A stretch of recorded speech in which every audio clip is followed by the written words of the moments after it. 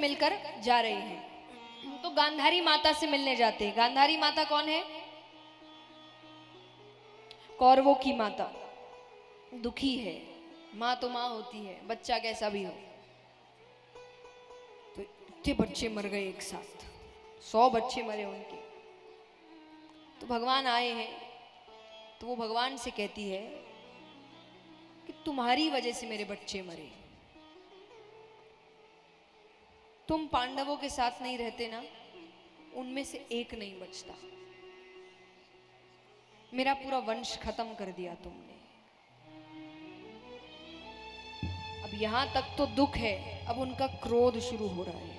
अब वो कहे जैसे मेरा वंश खत्म कर दिया ना तुमने, मैं श्राप देती हूं तुम्हारा वंश भी खत्म हो जाएगा, तुम्हारे वंश में एक नहीं बचेगा। भगवान का अच्छी बात है, मैं सोच ही रहा था उन्हें खत्म कैसे करूं, आपने मेरा काम आसान कर दिया। भगवान के पुत्र पौत्र इत्यादि बहुत हुए। अब क्यों सोच रहा था? देखिए, जैसा मैंने कहा, इंसान अपने रंग दिखाता है। भगवान तो एक ही है, बाकी सब इंसान है। तो जो भी हुए सारे इंसान हैं। तो भगवान को पता है कि अगर ये वंश आगे बढ़ा, मान लीजिए कोई व्यक्ति है किसी स्थान में, उसका पावर बहुत है, बड़ी पोस्ट पर है, सोर्स काफी है, पावरफुल आदमी है।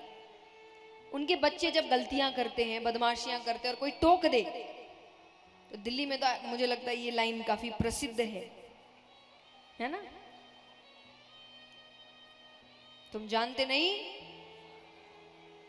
इसको अगर थोड़ी सी मर्यादित भाषा में कहें तो तुम जानते नहीं मेरे पिता कौन है। ऐसे शब्दों का इस्तेमाल वैसे होता नहीं है, लेकिन आप समझ ही गए होंगे कि लाइन क्या होती है। कि बच्चा कह रहा है तुम जानते नहीं, तो छोटी सी जगह में थोड़ा सा पावर मिलने के बाद जब इतना अहंकार आ जाता है, तो वो तो भगवान के बच्चे हैं,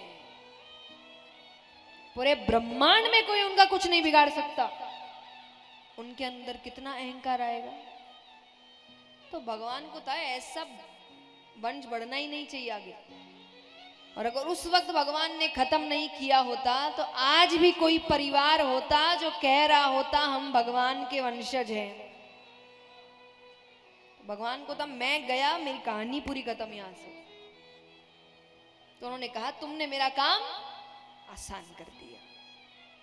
अब वो श्राप अपना असर दिखाता है। तो ये बच्चे सब खेल रहे हैं, तो देखते कुछ दूरी पर कुछ संतगण इकट्ठा हुए हैं। तो बच्चों ने सोचा थोड़ा हंसी मजाक करते हैं, इनको परेशान करते हैं। तो एक लड़के ने स्त्री का वेश बनाया, अपने पेट के आगे कुछ कपड़े लगाए, गर्भवती स्त्री का वेश बनाकर संतों के पास जा रहे हैं। दूसरा कहे ये मेरी पत्नी है, जरा बताना इसकी गर्भ में लड़का है कि लड़की। अब उनको भी पता ये कौन है, और ये वही कर रहे हैं जिस चीज का डर भगवान को था। तो संत कहते हैं कि आप अभी जाइए, हम जरूरी काम करें, बाद में हम भी खेलेंगे आपके साथ। ना संतों को इतनी जल्दी गुस्सा आता है, पर यहां वो कुछ कर नहीं सकते, मजबूर है, क्योंकि उनको पता ये भगवान के बच्चे हैं। तो भगवान ने योग माया को आदेश दिया कि आप इनके मस्तक पर बैठिए, इनको ऐसे क्रोध नहीं आने वाला, पर इनको क्रोध आना चाहिए।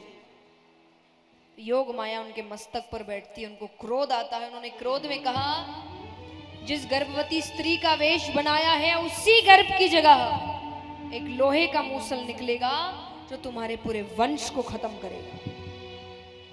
बच्चे डर गए, पेड़ के पीछे जाके कपड़े हटाते हैं, तो सच में जो गर्भ के आगे कपड़े लगाए थे वहां पर एक लोहे का मूसल निकलता है। उग्रसेन जी के पास गए, तो उन्होंने कहा कृष्ण से कुछ मत कहना। तो एक नदी है, वहां पर एक बड़ा सा पत्थर रखा है, वो उसको घिस रहे हैं, उसके ऊपर घिसते घिसते घिसते घिसते इतना सा टुकड़ा बचता है। अब उनको लग रहा है ये टुकड़ा क्या बिगाड़ लेगा, उन्होंने उसको पानी में फेंक दिया। उसको एक मछली ने निगल लिया। यहाँ जितने पुत्र पौत्र इत्यादि थे सब मदिरापान इत्यादि करते हैं, होश में नहीं है। एक का झगड़ा एक से हुआ, उससे तलवारें निकल गई, एक दूसरे को मारने लगे, सब ने एक दूसरे को मार के खत्म कर दिया। उसी बीच बलदाऊ भैया भी आते हैं, खत्म हो रही है ना चीजें, सबको जाना है। सब खत्म। अब वंश में बचा कौन? भगवान। जाना उनको भी है, और जिनका जन्म दिखाया है तो मृत्यु भी, क्योंकि भगवान को कौन मार सकता है, लेकिन जन्म दिखाया है तो मृत्यु भी दिखानी पड़ेगी कि गए कैसे। तो भगवान उससे पहले सबसे मिलते हैं। नंद बाबा, यशोदा मैया, देव की माता, वसुदेव जी, गोपियां, उद्धव जी, सबसे मिलकर गए। देव की माता ने कहा कि अभी तक मैं तुम्हारे लिए जीवित थी, अब तुम नहीं तो मेरे 6 बच्चे वापस करो, जिनको कंस ने मारा था। तो वो 6 बच्चों को वापस लेकर आते हैं, देव की माता को देते हैं। उद्धव जी से कहा, उद्धव जी ने कहा अभी तक तो आप धर्म की रक्षा कर रहे थे, अब कौन करेगा? तब कहते उन्होंने श्रीमद् भागवत के लिए उनसे कहा था कि मेरे बाद ये धर्म की रक्षा करेगा। इसकी लिखी हर बात, हर सीख जो जीवन में उतार लेगा वो हर व्यक्ति धर्म की रक्षा करेगा। और ये कहकर भगवान जा रहे हैं। अब एक पेड़ के नीचे लेटे हुए हैं। पेड़ की जो पत्तियां हैं, शाखाएं हैं, वो पूर्ण रूप से भगवान को ढक कर रखी है। सिर्फ भगवान के पैरों की मणि चमक रही है। अब जिस मछली ने वो हिस्सा निगला था उसको एक शिकारी पकड़ता है, काटता है, उसमें से वो हिस्सा निकालता है, उसको धार करके वो अपने तीर के आगे लगा रहा है। वही शिकारी सामने से जा रहा है। अब पैरों की मणि चमक रही है तो उसको लगा हिरन हो, हिरन की आंख है, तो उन्होंने वही तीर निकाला। तीर मारते हैं, तीर जाके भगवान के पैरों पर लगता है। अब भगवान खड़े होते हैं जाने के लिए। सभी देवी देवता भगवान को लेने आए तो वो रोने लगा। भगवान को कौन नहीं जानता, तो वो रोने लगा। वो कहे प्रभु मैंने आपको मारा। आज देखा जाए तो नाम किसका हुआ, भगवान को किसने मारा?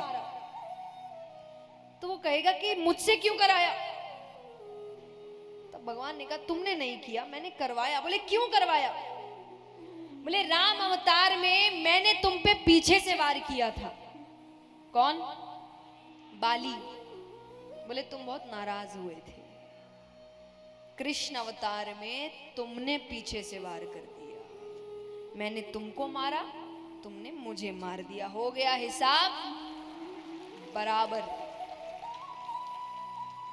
विचार करिए, परम पिता परमेश्वर है वो,